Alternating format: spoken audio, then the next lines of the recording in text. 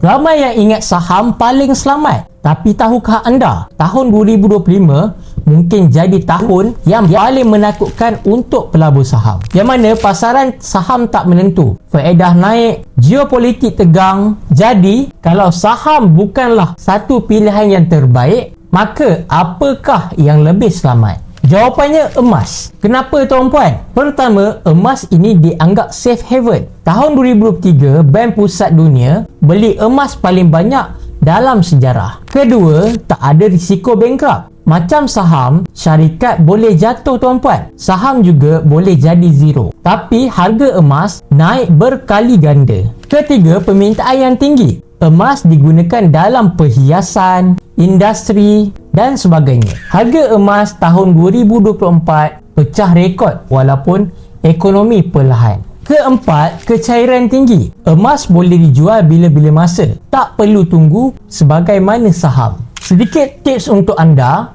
jangan tunggu harga turun baru nak beli emas. Kedua, gunakan teknik dollar cost averaging, yang mana beli sikit-sikit setiap bulan. Ketiga, pastikan beli daripada sumber yang sah sebagaimana public gold. Nak mula simpan emas serendah RM100, komen nak emas ataupun DM saya sekarang. Follow juga untuk dapatkan lebih banyak tips keuangan dan pelaburan emas yang bermanfaat untuk anda.